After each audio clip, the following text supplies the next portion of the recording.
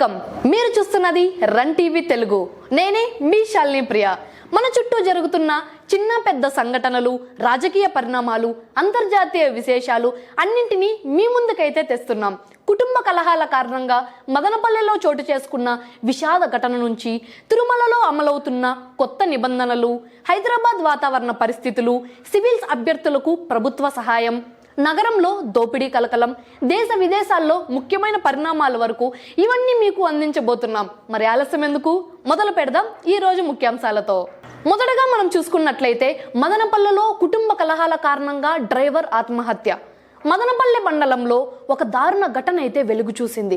గాలివీడుకు చెందిన బాలయ్య కుమారుడు అనిల్ కుమార్, వయసు 34 సంవత్సరాలు, బి కొత్తకోట మండలం బడికాయలపల్లుకు చెందిన స్వరూపతో 12 ఏళ్ల క్రితం అయితే వివాహం జరిగింది. 6 ఏళ్ల కుమారుడు, 4 ఏళ్ల కుమార్తె ఉన్నారు. జీవనోపాధి కోసం 2 ఏళ్ల క్రితం మదనపల్లెలో అంబేద్కర్ కాలనీలో స్థిరపడ్డారు. భార్య తిరుపతిలో పనిచేస్తుండగా పిల్లలు అమ్మమ్మ వద్ద చదువుతున్నారు. నెల క్రితం ఆటో కొనడానికి 30,000 రూపాయలు కావాలని భార్య అత్తమామలను అడిగాడు. సాయం చేయలేమన్న సమాధానం రావడంతో భర్త భార్య మధ్య అయితే తీవ్ర వివాదం అయితే పెరిగింది. ఈ వివాదం మధ్య ఇంట్లో ఒంటరిగా ఉన్న అనిల్ ఫ్యాన్ కూరేసుకొని ఆత్మహత్య అయితే చేసుకున్నాడు. 2 రోజుల తర్వాత దుర్వాసన రావడంతో స్థానికులు కిటికీ ద్వారా చూసి సమాచారం అయితే అందించారు.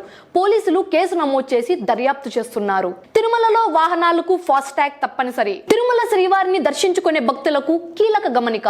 ఆగస్టు 15 నుంచి తిరుమలకు వచ్చే అన్ని వాహనాలకు ఫాస్ట్ ట్యాగ్ తప్పనిసరి అని టీటీడీ అయితే స్పష్టం చేసింది.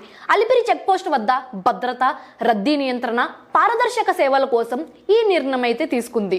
ఫాస్టాగ్ లేని వాహనదారుల కోసం అక్కడే ఐసిఐసిఐ బ్యాంక్ సహకారంతో జారీ కేంద్రం అయితే ఏర్పాటు చేశారు. ఇకపై ఫాస్టాగ్ లేకుండా తిరుమలకు ప్రవేశం ఉండదని టీడీపీ అయితే స్పష్టం చేసింది. హైదరాబాద్ లో వర్షాల హెచ్చరిక. హైదరాబాద్ లో ఆకాశం మేఘావృతంగా ఉండి సాయంత్రం నుంచి రాత్రి వరకు కొన్ని ప్రాంతాల్లో 3 నుంచి 6 సెంటీమీటర్ల వర్షం కురిసే అవకాశం ఉందని వాతావరణ శాఖ అయితే తెలిపింది.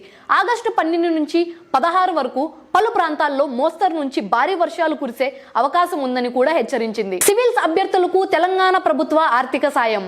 రాజీవ్ సివిల్స్ అభయహస్తం పథకం కింద సివిల్స్ మెయిన్స్ కి సన్నద్ధమయ్యే 178 మంది అభ్యర్థులకు ఒక్కొక్కరికి 1 లక్ష ఆర్థిక సాయం అయితే అందజేశారు.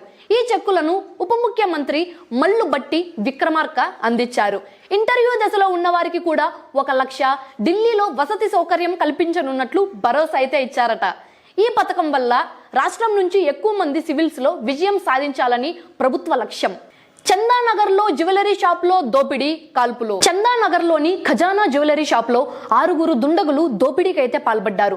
సిబ్బంది ప్రతిఘటనతో 2 రౌండ్ల కాల్పులు జరిపి సీసీ కెమెరాలను ధ్వంసం అయితే చేశారు. డిప్యూటీ మేనేజర్ కాలికైతే గాయాలయ్యాయి. పోలీసులు వెంటనే స్పందించడంతో నిందితులైతే పారిపోయారు. వెండి ఆభరణాలను దోచుకెళ్లినట్లు సమాచారం. నోయిడాలో డే కేర్ లో పసి పాపపై దారుణం. ఉత్తరప్రదేశ్ నోయిడాలో డే కేర్ సెంటర్లో 15 నెలల పాపపై సిబ్బంది దారుణంగా వ్యవహరించిన ఘటన వెలుగులో అయితే వచ్చింది. సీసీటీవీ ఫుటేజ్ లో ఏడుస్తున్న పాపను నేలపై పడేసి పదే కొడుతున్న దృశ్యాలు బయట అయితే పడ్డాయి. తల్లిదండ్రుల ఫిర్యాదుతో పోలీసులు ఆయాను అదుపులోకి తీసుకున్నారు. 2036 ఒలింపిక్స్ హోస్టింగ్ పై భారత్ ప్రయత్నాలు. 2036 ఒలింపిక్స్ నిర్వహణ కోసం భారత్ ఆసక్తి అయితే చూపుతోంది. 2వ దశలో అంతర్జాతీయ ఒలింపిక్ కమిటీతో చర్చలు కొనసాగుతున్నాయని కేంద్ర క్రీడా శాఖ మంత్రి మన్సుఖ్ మాండవీయ తెలిపారు.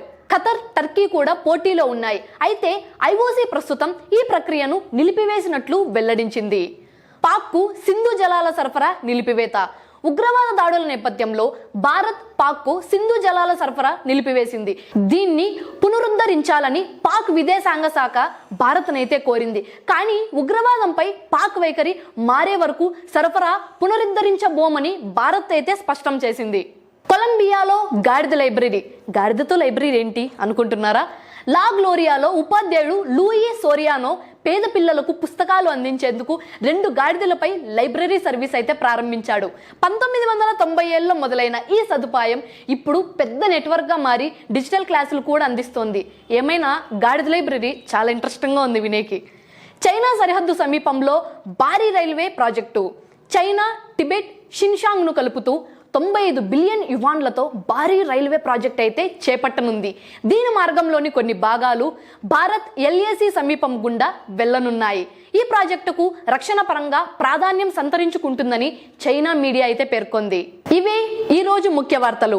మదనపల్లెలో జరిగిన విషాదం నుండి అంతర్జాతీయ క్రీడా పోటీలు, చైనా ప్రాజెక్టులు, పాకిస్తాన్పై భారత్ నిర్ణయాల వరకు మీరు తెలుసుకోవాల్సిన అన్ని అప్డేట్స్ ను మీ ముందుకైతే తీసుకువచ్చాం. మరిన్ని విశేషాలతో వేరొక వీడియోలో అయితే కలుద్దాం.